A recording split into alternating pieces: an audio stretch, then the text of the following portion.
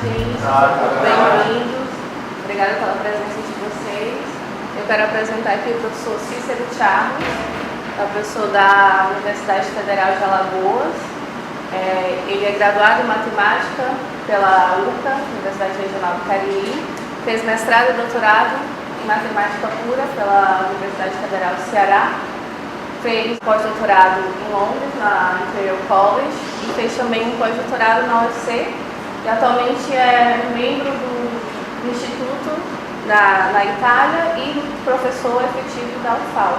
E ele vai falar um pouco para vocês sobre geometria diferencial.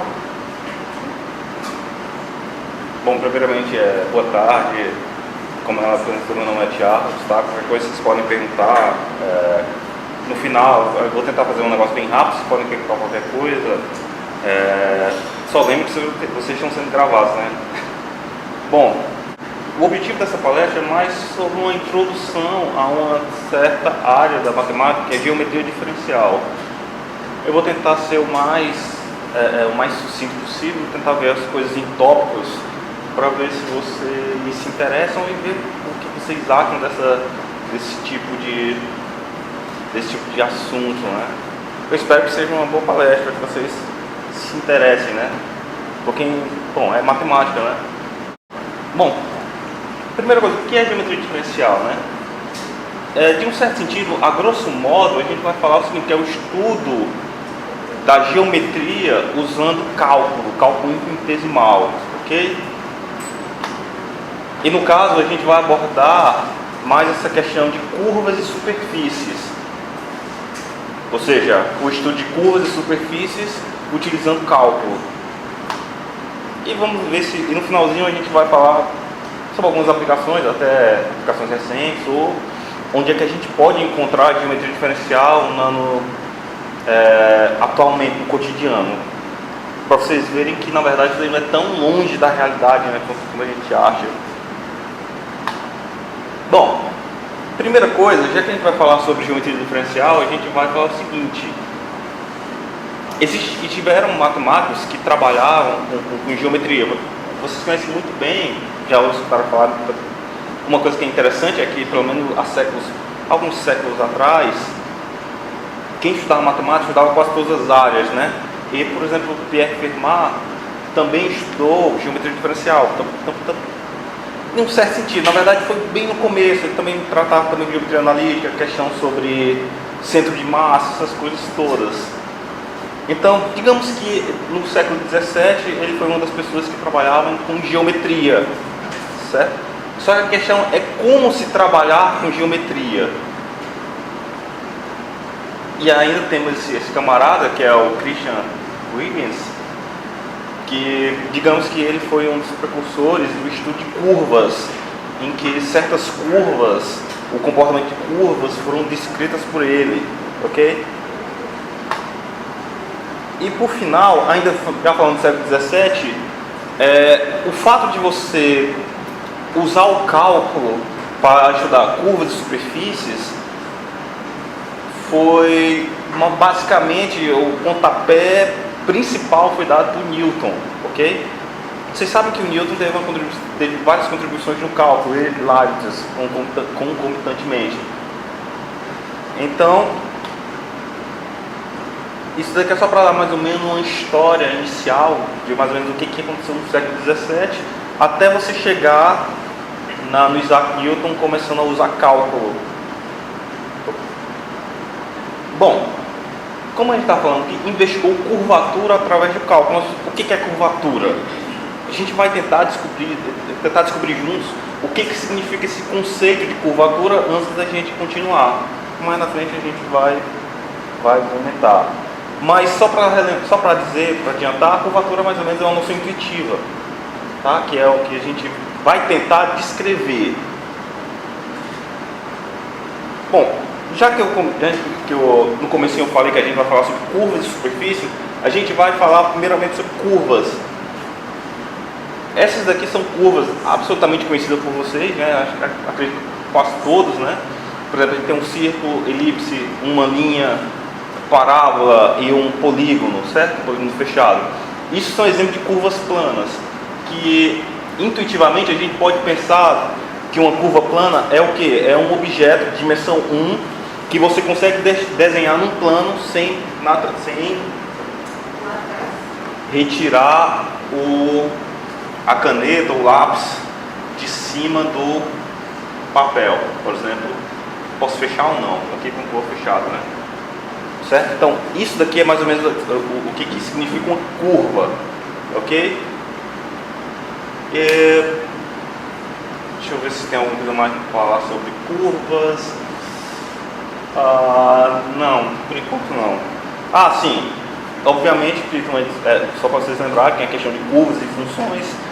Necessariamente nem toda função, não tem toda curva uma função, né? Vocês conseguem ver pelo gráfico mesmo, pelo traço da nossa curva. Bom, agora uma coisa que a gente pode discutir é o seguinte, que a gente pode trabalhar com curvas em dimensão maior. Então a gente só para a gente pegar um pouco do que significa o conceito de dimensão. O conceito de dimensão a gente pode pensar o seguinte: pense nesses três exemplos: o trem, um barco, um avião, ou o trem, um barco ou um navio e o avião. Quando você for imaginar um trem, o que você imagina? Você imagina um objeto em linha reta que se movimenta, claro, vai curvar. Mas o que acontece com o trem é o seguinte: um trem ele só pode se movimentar de cima ou voltar. E já quando você está pensando num navio, um barco, ele se movimenta em duas dimensões. E o terceiro paralelo que a gente fala com esse conceito de dimensão é o avião, que pode se movimentar em três direções, ok? Como por exemplo, aqui esse exemplo que eu estou dando aqui no pincel. Você tem várias direções que você tem pelo menos várias trajetórias que você pode fazer, diferentemente, por exemplo, do nosso trem, o exemplo do trem, né? Que você tem uma linha de trem e que passa. E que a gente pode, em um certo sentido, falar sobre o conceito de dimensão. A gente pode desenhar coisas como essa, por exemplo, você tem uma linha, outra você tem um quadrado, você tem um cubo, e você vê o que significaria um cubo de dimensão 4. Tá certo? Vocês sabem como é que é o nome do cubo de dimensão 4? Já precisaram. É o mesmo objeto que aparece no Avengers 1, no filme do Avengers, o Tesseract. Ok? Pronto, pelo menos o nome é o mesmo. Em certo sentido, é o seguinte: existe algo interessante que é pra gente falar, é o seguinte, que aí vocês vão perguntar, mas existem dimensões superiores? A questão não é que existem dimensões superiores, a questão é que, será que a gente consegue enxergar dimensões superiores? Provavelmente isso é uma limitação nossa, mas existem coisas de dimensões superiores, ok? Bom, já que a gente tem uma curva espacial, a gente pode definir, por exemplo, aqui no R3, dentro do espaço euclidiano, a gente pode definir uma curva, ou seja, uma curva dentro, ou seja, uma curva que não só ela está no plano, ela foge do plano. É interessante que existe um conceito, não sei se quem já apagou o cálculo 3, que chama-se torção. Alguém já viu esse conceito de torção aqui? Acho que não sei se em cálculo 3 você pode ver. Torção é mais ou menos o quanto uma curva deixa de ser uma curva plana, certo? Então você tem jeito de medir. Então, apresentando uma curva espacial, e essa curva ela pode ser descrita em coisas de maior dimensão, por exemplo, uma curva em R4, você pode ter curvas em R5 e por aí vai. E uma coisa interessante, antes de a gente falar sobre curvatura, que a gente indagou agora há pouco, é que antes de a gente falar de curvatura, a gente precisa fazer o seguinte: a gente precisa saber o que é uma curva regular. Em vez de colocar a definição, eu vou mais ou menos dar um exemplo de uma curva regular e vou tentar, a partir do exemplo, para vocês visualizar o que acontece. Bom, se você pegar essa curva, que acho que é conhecida para alguns de vocês, que é a espiral logarítmica, é um exemplo de uma curva regular. Por quê? O que significa regular? Uma curva regular é mais ou menos uma curva que ela não muda de direção bruscamente. Na verdade, ela não tem pontos de cúspide, ou seja, ela não tem quinas. Então, uma curva não ter quinas significa que essa curva é regular. Por exemplo, se é uma curva suave, regular, certo? Você vê que ela não tem quinas, ela é absolutamente, no conceito matemático, chama-se lisa, né? Bom, e como assim a gente também pode dar um exemplo de uma curva não regular, ou seja, uma curva singular não regular, que é mais ou menos essa, que é, você pode pegar a curva lambda de t igual a t ao cubo, t ao quadrado. O t corre no parâmetros reais, tá? Então, na verdade, o exemplo seria mais ou menos esse. A gente vê que isso daqui é uma curva que, na verdade, ela não é regular, porque você vê que ela tem aquele pontozinho lá, ou seja, ela de uma hora para outra, ela muda de direção. Você vê, de uma hora para outra ela muda, ela dá uma quebrada grande. E essa questão de conseguir uma curva ser singular ou não, vai ser importante para a gente, por exemplo, definir o que seria uma curvatura. Então, o que significaria o conceito de curvatura? Tem uma coisa que é interessante mencionar, é o seguinte: sempre quando você tem um conceito novo, você tem que comparar com alguma coisa que você já conhece, certo? É mais ou menos o conceito, por exemplo, de quilograma. 1 quilograma é uma unidade que foi convencionada, que, por exemplo, esse peso aqui vai ser 1 quilograma. O litro é convencionado que 1 litro é daquele jeito porque dizemos que, por exemplo, essa quantidade de água, de líquido é 1 litro e por aí vai. O chopp é uma medida. O chopp não é um tipo de bebida, é uma medida tanto quanto o litro, certo? Então, o conceito de curvatura é mais ou menos o seguinte: qual é a primeira coisa que você vai pensar que não se curva, que não tem curvatura? Uma reta. Ou seja, uma reta, a gente, no caso aqui, é um objeto sem curvatura. Então, a gente pode dizer que a curvatura, que é um número, né? A gente diz que essa curvatura é zero, ok? Então, o que seria curvatura? Uma curvatura seria exatamente o seguinte: o quanto que uma curva difere de uma reta. Então, por exemplo, se a curvatura é tanta, então essa medida é quanto a nossa curva difere de uma reta. E vocês veem que, na verdade, é pontual, ou seja, naquele ponto, quanto que ela difere de uma reta. Por exemplo, aqui, a gente tem dois objetos, em que nesses pontos a gente tem as nossas retas, quanto que ela difere da reta. Então, curvatura é exatamente, a moral da história é assim: curvatura é quanto uma curva se difere de uma reta, tá? E por que a gente precisa de pontos regulares? Porque é o seguinte: imagina você aqui, por exemplo, aqui. Deixa eu pegar o ponto. Imagine exatamente esse problema. Eu tenho uma curva e eu quero saber a curvatura num ponto. Então, eu vou quanto que ela difere dessa reta. Tá bom? E se vocês forem ver, quem é exatamente essa reta? É a reta tangente. Então é aí que entra a história da derivada. Por isso que derivada é importante. Então, agora, olha por que você tem que pegar curvas que são regulares. Pega aquele exemplo. Nesse ponto, exatamente nesse ponto cuspidal, você pode colocar várias retas. Então não tem como comparar. Por isso você compara para coisas regulares, tá? Duas curvaturas conhecidas são exatamente o seguinte: o plano, que a gente falou de curvatura zero, e um círculo, que vai depender do raio, certo? Porque é óbvio que você vê, por exemplo, quanto menor o círculo, você tem a questão a diferença, você vê, existe uma diferença, é o seguinte, né? Sempre quando o círculo vai ficando maior, você vê que a curvatura vai se aproximando de zero, né? Ou seja, à medida que o círculo for crescendo, a sua curvatura vai chegando, se aproximando de zero. Então, por isso que também tem a ver com raio, tá? Bom, a minha intenção realmente aqui é só mais passar a intuição do que está acontecendo, né? Mais do que passar só contas, né? Porque eu acho que, pelo menos uma filosofia minha, que eu acredito que matemática você tem que ver o que está acontecendo. Então tudo que acontece por trás tem uma intuição, tá?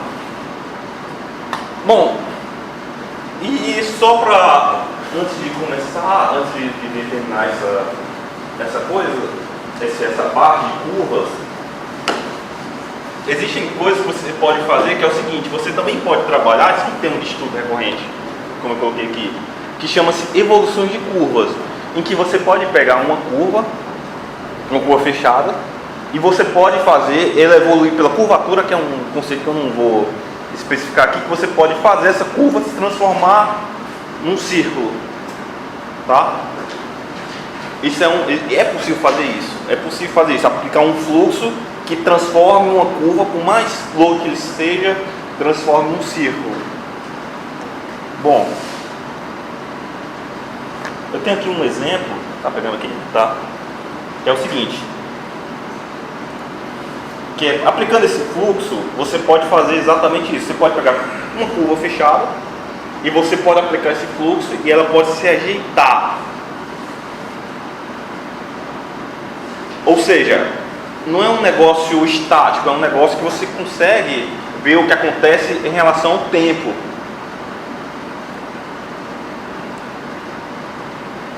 Agora, uma coisa tão interessante é o seguinte: acho que você pode pegar um objeto desse. Vou tentar desenhar aqui, mais ou menos. Suponho que isso daqui é mais ou menos o que você tem aqui. Você tem essa mesma figura e ela tem um tempo que eu vou chamar de tesão, para que ela se transforme numa curva, num círculo, né? Ela tem um tempo finito que ela se transforma num círculo. É interessante que, se você pegar outra curva dentro dessa, por exemplo, essa curva ela vai se transformar num círculo. Ela pode enxugar, mas ela não vai tocar essa. Ou seja, é como se, por mais que o objeto que você coloque aqui, esse objeto ele vai se transformar num círculo maior, mais rápido que isso daqui. Bom, então é mais ou menos o que eu queria falar sobre curvas, pelo menos para dar uma intuição do que é, por exemplo, o que você pode estudar em curvas.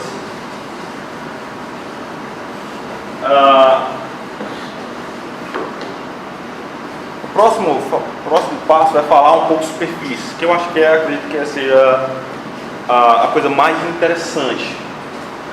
Bom, tem um exemplo de superfícies aqui, né? Eu acho que superfície é uma coisa até que é absolutamente intuitiva. Você sabe o que é uma superfície, né? Principalmente porque a gente tem exemplos práticos, a gente trabalha com isso, até no cálculo 3, eu acho, em que, vamos lá, na verdade, a questão de você trabalhar geometria diferencial em superfícies foi introduzido por Gauss, ok?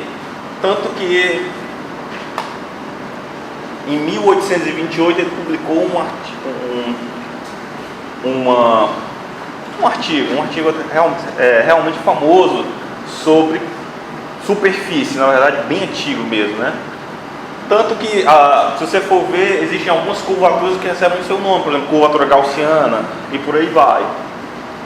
E uma observação é que é o seguinte, que nesse artigo a gente tem coisas importantes que é do estudo de geometria diferencial, que foram definidas, que foram enunciadas e provadas, como por exemplo o teorema egregium, né, que hoje a gente conhece como teorema egregium de Gauss.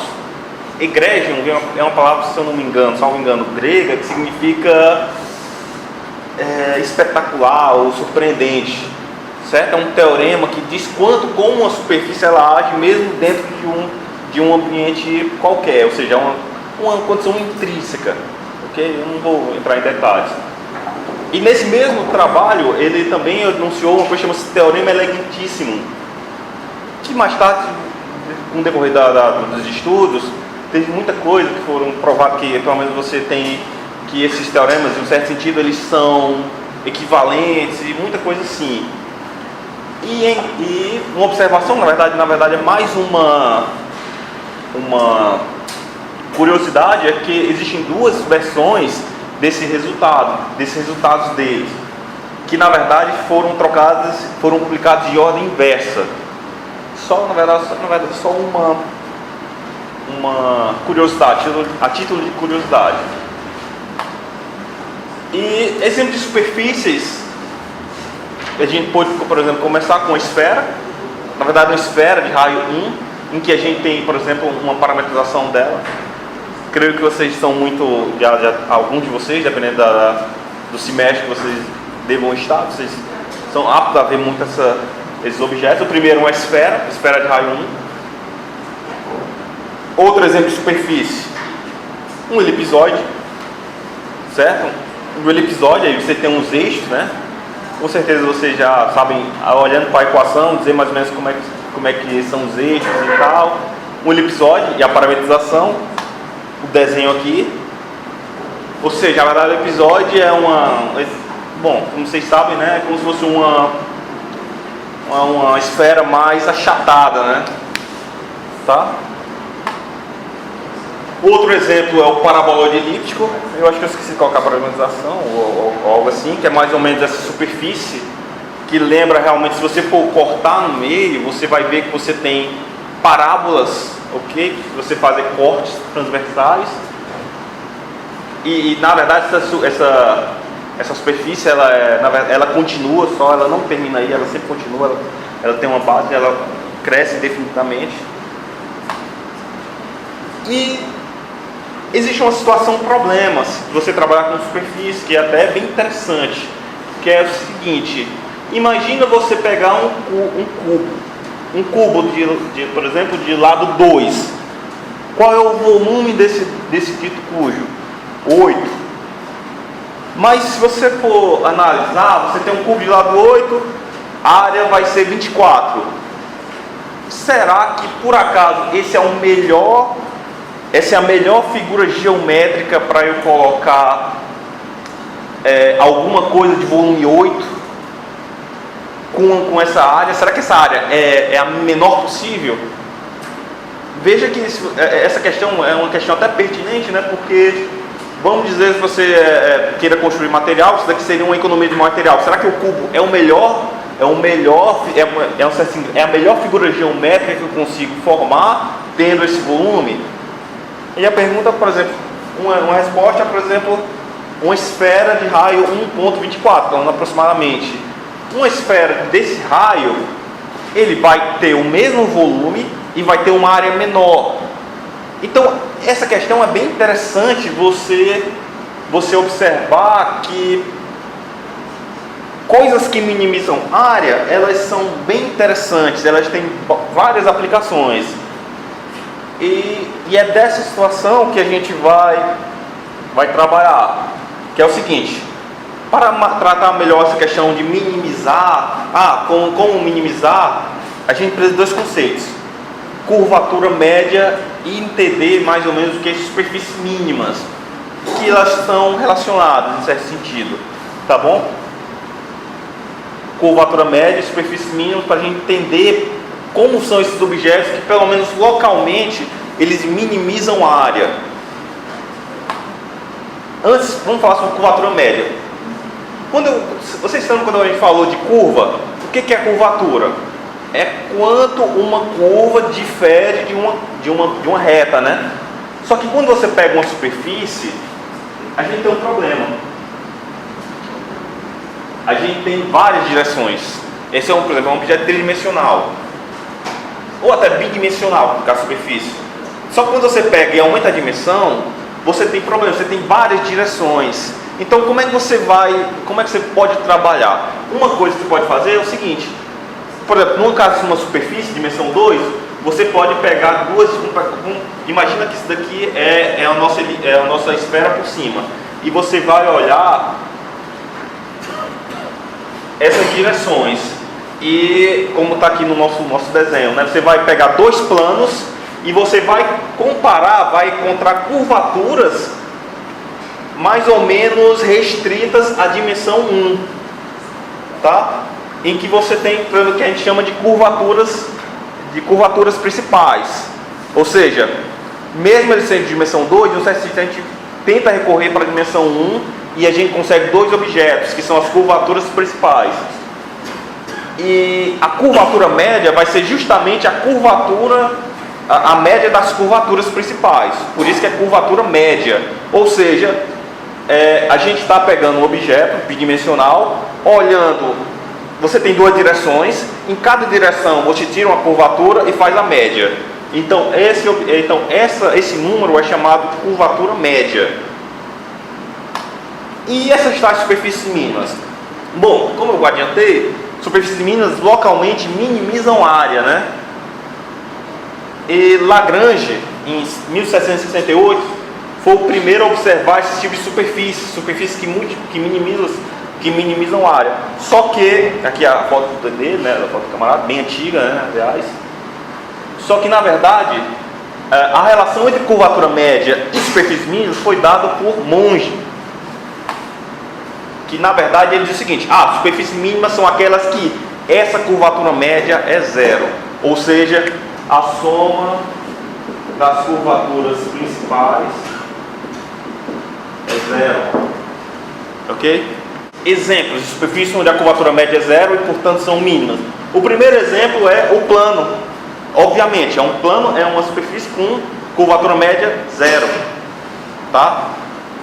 É o primeiro exemplo que a gente tem, né, de uma superfície mínima, que na verdade faz todo sentido, né? Então, não necessariamente são esses planos, pode ser qualquer tipo de plano. Você pega um R3, qualquer plano, tá? Qualquer direção. O plano é o primeiro exemplo trivial de superfície mínima. O segundo exemplo de superfície mínima é o catenoide.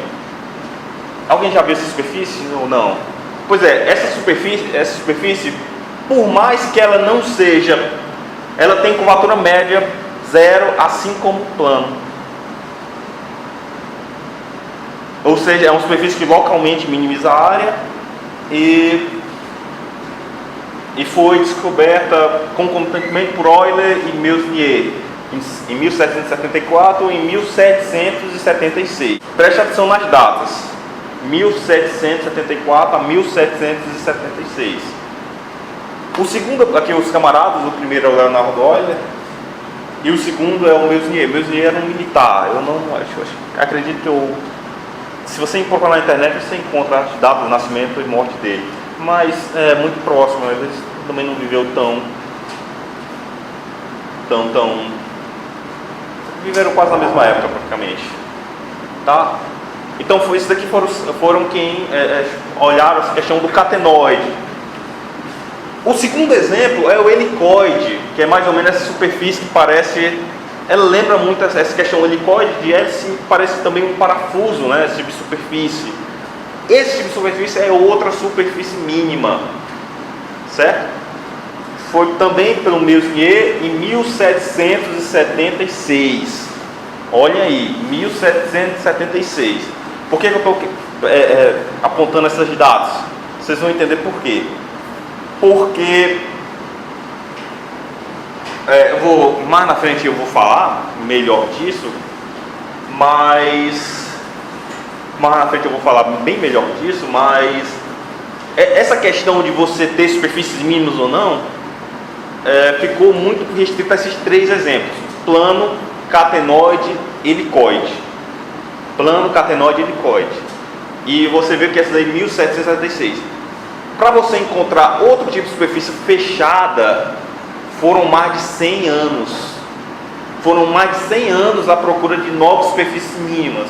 A gente vai abordar um pouco mais sobre essa história, certo? Então, em um certo sentido, muitos defendiam que essas três superfícies eram as únicas superfícies mínimas que existiam, e outros não, que era possível encontrar mais exemplos de tais superfícies. Só que existe outra forma de você construir superfícies mínimas, que na verdade, se você pode fugir. Meusnier, já botei a foto, né? Que é o militar, né? Outra forma de você produzir superfícies mínimas, que isso daí foi feito muito depois e continuou sendo feito, foi se você olhasse, tirando esse caso fechado, que você não tem borda, é o que a gente chama de problema de platô, que é mais ou menos o seguinte, que é um problema clássico, que consiste em determinar, na verdade, você pega um fio fechado e mergulha numa bolha, numa água com sabão. Quando você tirar, essa superfície que ela faz um contorno é uma superfície mínima, ok? Que é um problema que foi resolvido, esse tipo de determinar qual superfície que sempre se existe ou não. Essa questão foi fechado por um americano, Jesse Douglas, em 1931, certo? Ou seja, foi o cara que conhecido por resolver o problema de Platô, e por isso ele, por exemplo, ganhou a medalha Fields em 36. Também é bom ver que não, na verdade teve outras contribuições, como por exemplo o matemático, acho que, se eu não me engano, não lembro o primeiro nome, ele é Hador, e não sei se tem um que é Tromba, não sei se ele também, mas tiveram mais contribuições dos Estados Unidos, ok? E essa questão é interessante de você olhar, porque você pode pensar essa questão de tensão de membranas, por exemplo, aqui é uma membrana, você pode pensar isso na arquitetura, a gente vai ver isso mais na frente. Aqui o Douglas e o Platô, tá certo?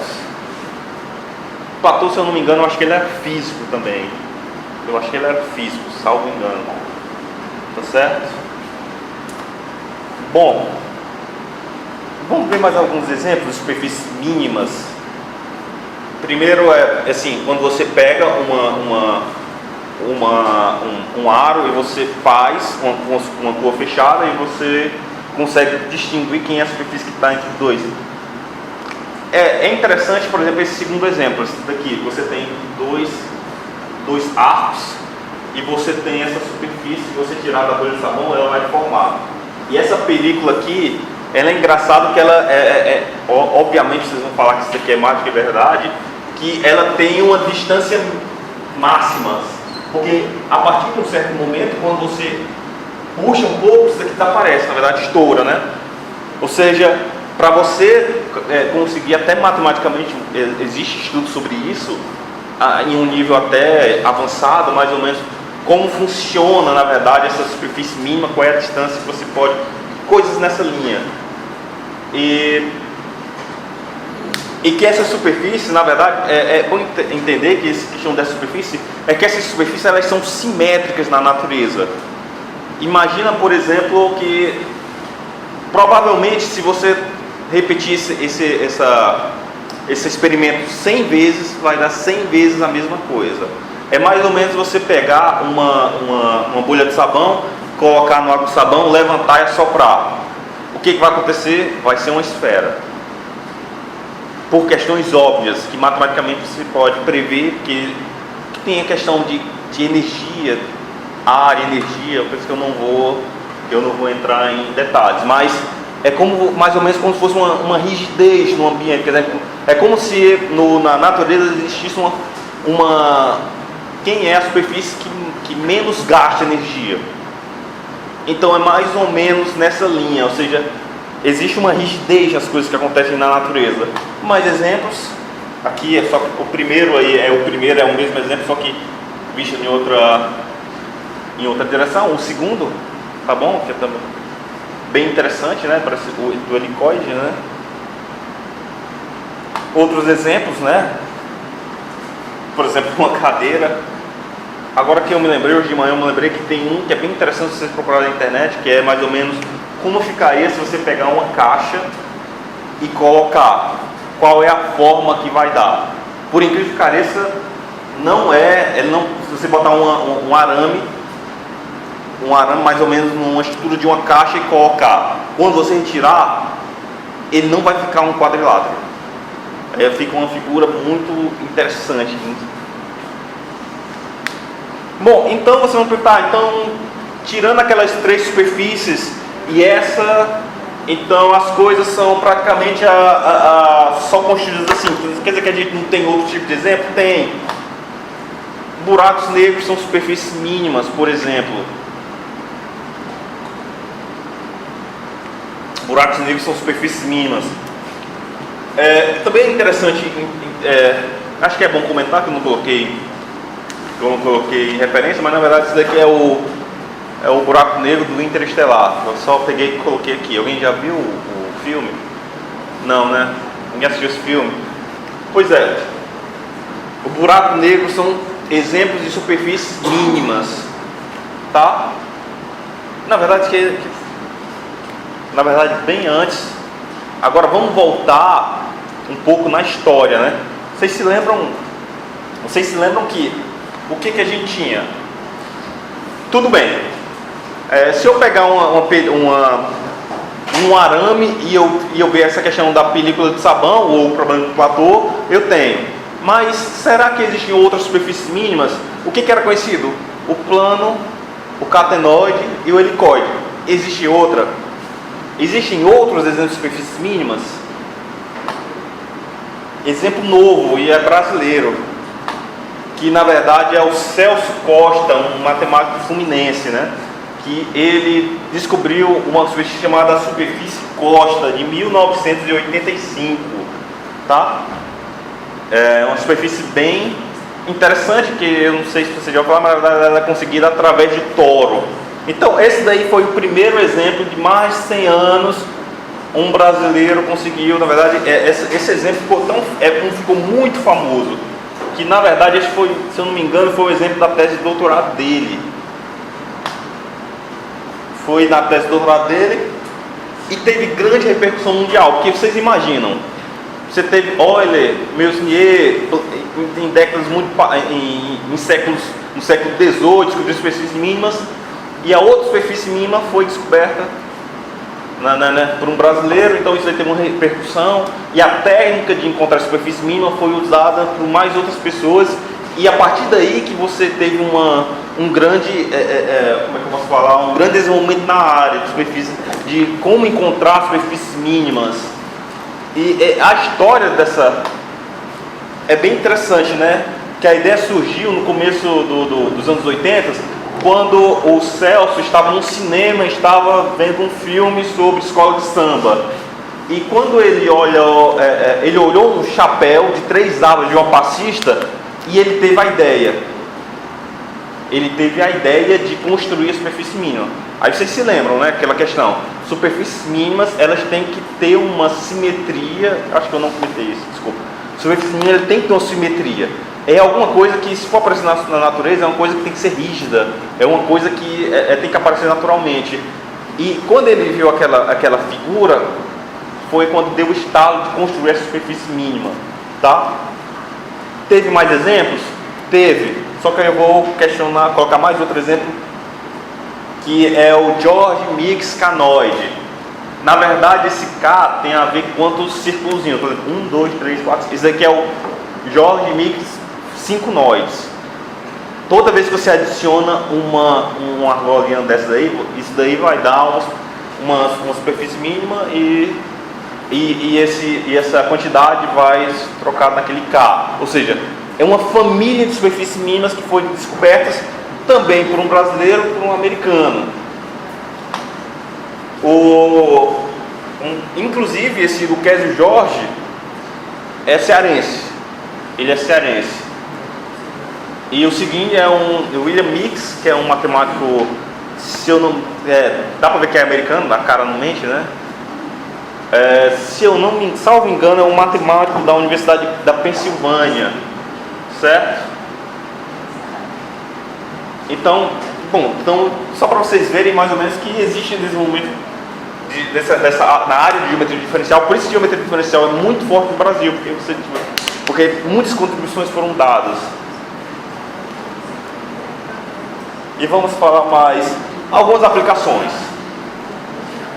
Você pode ver isso aí, por exemplo, na arquitetura, essa questão de eficiência e essa questão de custo mínimo.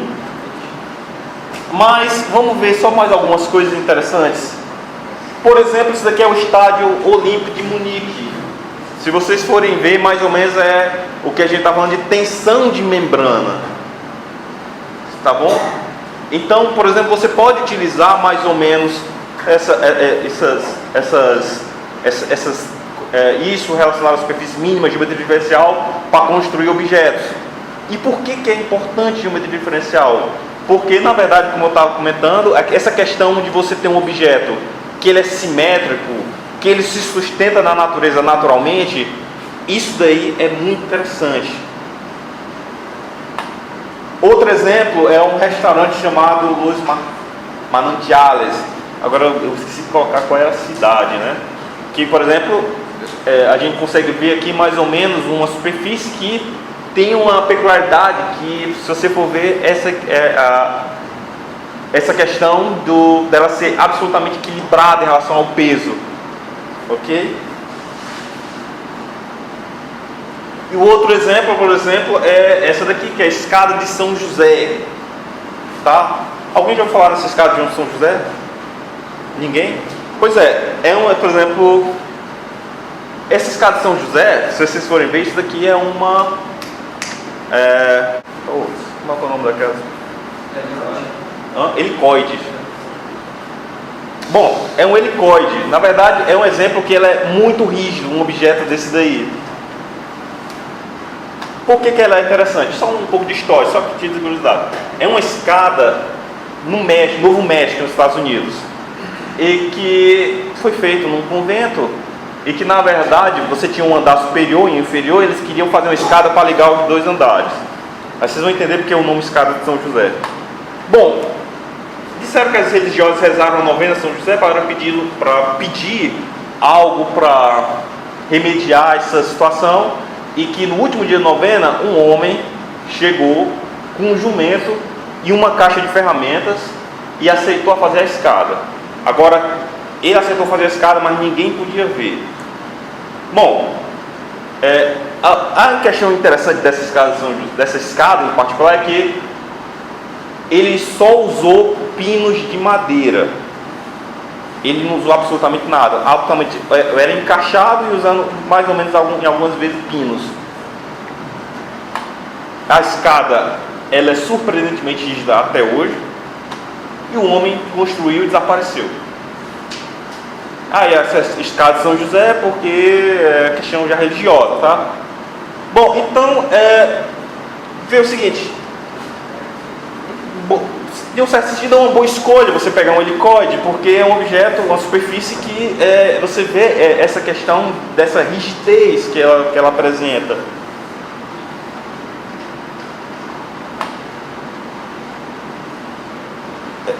Bom, para a gente falar sobre mais aplicações, a gente precisa só comentar uma coisa a mais, que é o seguinte. Imagina, antes da gente falar mais aplicações, vamos só dar um conceito, pelo menos uma introdução do que é uma geometria riemanniana. Imagina o seguinte: imagine um triângulo qualquer, e você tem a soma dos lados, a soma dos ângulos, desculpa. A soma dos ângulos vai dar o quê? 180 graus. Óbvio. Qualquer triângulo que você for tomar, a soma é 180 graus. Por mais bizarro que o triângulo seja, a soma é 180 graus. Isso é sempre verdade? Aí a pergunta depende de onde o triângulo está. Por exemplo, se você for pegar um triângulo em cima de uma esfera, você pode ter, por exemplo, esse triângulo tem um ângulo que tem a soma dos ângulos é mais do que 180 graus. Então, por isso que você tem aquela questão de quando você está estudando geometria euclidiana, porque isso daqui é uma geometria não euclidiana, tá? Então, em geometrias não euclidianas, esqueça algumas coisas da geometria euclidiana. Algumas coisas não vão valer, como por exemplo a soma dos ângulos internos de um triângulo, tá certo? Então, a grande questão é o seguinte: então, quando você tem um espaço que é curvado, como por exemplo a esfera, que é um espaço curvado, você fazer geometria em cima de uma esfera, ou seja, olhar ângulo, não sei se vocês, álgebra linear, o que é um ângulo? Ângulo tem a ver com distância, que tem a ver com norma, ok? Então, mais ou menos o seguinte: então, quando você vai fazer uma geometria em cima de um objeto, você tem que levar em consideração o objeto, como por exemplo, imagina aqui uma esfera e dois pontos. Como é que você vai chegar desse ponto a nesse? É em cima da esfera. Não é uma linha reta. Você vai caminhar em cima da esfera. Então você tem que ter noção o que é a distância em cima do objeto. Ou seja, Espaços curvados, vai ter que observar como é que é a distância do espaço curvado.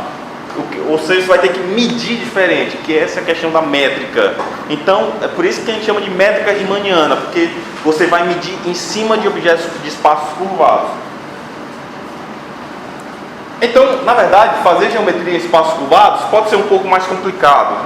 Vocês viram aqui, né? Porque vai depender do espaço. E às vezes o espaço, ele pode ser, por exemplo, isso daqui é um exemplo do espaço. Você tem que ver como é que funciona. Você vê que ela é muito irregular. Então, espaços irregulares, você tem que ter um pouco mais de cuidado. Bom, exemplo de... Aí você não pegar, mas tudo bem, isso daí pode ser uma, sei lá, uma generalização tosca. Porque vamos dizer, mas não existe espaço curvado. Vocês estão fazendo geometria, fazendo matemática em cima do que não existe, só para viver com matemática. Não, na verdade não. Exemplo no espaço. Vocês sabem que quanto maior um objeto com massa, ele consegue deformar o espaço. Então, existem espaços curvados. Existem espaços que têm uma essa curvatura. E a geometria que você vai fazer tem que ser uma geometria diferente. Tá certo? No caso como está espaço? Geometria riemanniana. Bom, ainda onde é que a gente pode aplicar geometria? Por exemplo, existe uma área chamada geometria da informação, em que você consegue... geometria de informação surgiu do estudo de alguns invariantes geométricos envolvendo na inferência estatística, em que você tem que alguns modelos estatísticos podem ser descritos como variedades diferenciadas, ou seja, em um certo sentido, a grosso modo, ou seja, alguns modelos estatísticos são superfícies nessa geometria, ok? E que, na verdade, quando você vai trabalhar com geometria de informação, você pode aplicar, pode ser aplicado sobre modelos estatísticos nesse estudo, tá? Só para eu acho que no mês passado, eu estava conversando com um colega meu, assim, mais um amigo, da UFRJ, o nome dele é Eudson Mirandola. Ele trabalha com isso. Ele é geômetra formado, que não sei se ele é formado no IMPA, só que ele começou a trabalhar com geometria de informação. Em um certo sentido, é muito mais fácil, é muito mais fácil um geômetra aprender estatística para trabalhar com isso do que um cara que está em estatística aprender geometria riemanniana. Porque geometria riemanniana você tem que aprender várias coisas a mais, ou seja, muitos degraus. Não é que eu estou falando que subestimando quem é da estatística, mas estou dizendo que em algumas vezes é mais fácil para quem já conhece a linguagem de geometria riemanniana, que é um pouco chata, você mudar de área do que, por exemplo, alguém que quer estatística vai pegar e vai aprender geometria, certo? Ok. E outro exemplo que a gente pode falar, que é para terminar e deixar abertas as perguntas, é o seguinte: é um que a gente vai que a gente chama de key poses. Vocês já tiveram acesso àquele joguinho da Nintendo que você pode jogar utilizando, sei lá, um bastão que você consegue mexer? Pois é, nessa máquina existe um reconhecimento de imagem, que ela vai olhar para você. Existe um reconhecimento do movimento, só que esse reconhecimento é muito limitado. E quando eu estava em Maceió, eu vi uma palestra de um professor, acho que era até um trabalho em conjunto, acho que era até da UFAL, um trabalho junto na Universidade de Minas Gerais, da FMG, que eles estavam trabalhando com, por exemplo, o uso de key poses, ou seja, a máquina reconhecer a pose e fazer alguma coisa, ou reconhecer, ou dar um comando, uma ordem, alguma coisa assim, em relação à luta. Eu vou ser mais específico. Intenção, otimizar o movimento. Por quê? O que acontecia? Como foi o trabalho deles?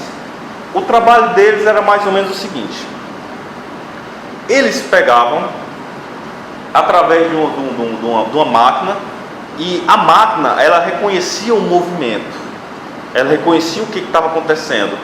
Ou seja, um chute, ela guardava o movimento, um soco, ela guardava o movimento. Só que a questão é o seguinte: para que isso? Porque numa luta ele vai olhar a eficiência do golpe, e a máquina, ela vai olhar e vai dizer: olha, esse chute, a sua perna estava muito levantada ou muito abaixada. Ou seja, a máquina consegue, ela consegue mais ou menos trabalhar na questão da eficiência do golpe, a eficiência do movimento. Tá certo? Aí você anda, tá bom, e onde é que usa geometria nisso daí? Simples. Porque alguém aqui já lutou ou fez alguma coisa? Não, né? Pois é, quando você vai lutar, e tem uma coisa interessante, por exemplo, nesse segundo do chute, é o seguinte: imagine a sua perna levantada a essa altura e a essa altura. É muita diferença. Para um lutador profissional é muita diferença. Então, uma perna a essa altura e essa altura tem muita diferença. Mas se você está dando um chute, sua perna está certa e seu braço está aqui ou aqui, não existe muita diferença. Ou seja, nesse movimento, o que é mais importante é a perna. Então, onde é que vai ser usada a geometria riemanniana? A geometria vai ser usada o seguinte: que eles colocam uma métrica que vai medir diferente a parte inferior com a parte superior. Ou seja, eles vão medir diferente. Uma métrica, na verdade, não sei se era uma métrica riemanniana, não era uma métrica. Então, essa parte inferior, ela vai ter mais privilégio em relação ao movimento. Também usa estatística, por exemplo, esse tipo de trabalho. Tá certo? Deixa eu ver se tem uma coisa mais interessante.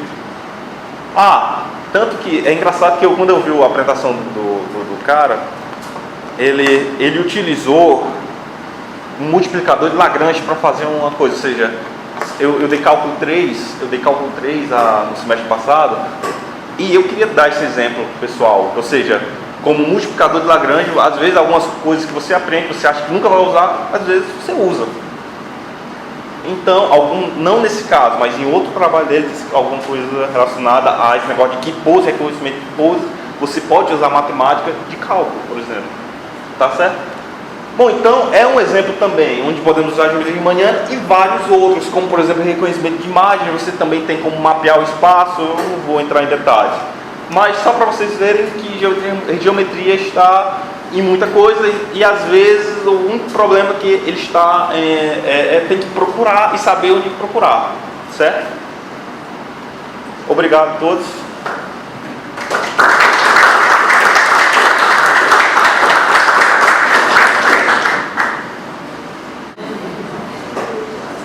Algumas dessas ideias que você mostrou foram utilizadas, por exemplo, na demonstração da cobertura de Poincaré? Porque eu acho que envolve, né, uma parte geométrica da demonstração lá do anterior.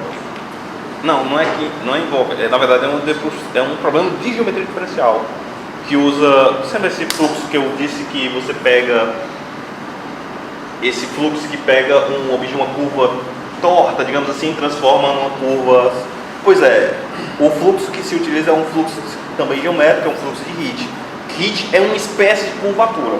Ou seja, você aplica um fluxo sobre essa curvatura e você transforma objetos em outros.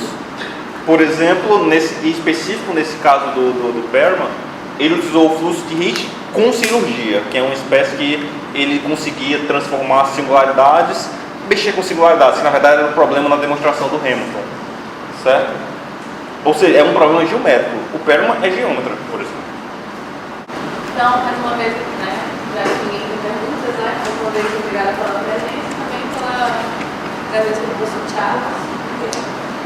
E a gente encerra por aqui.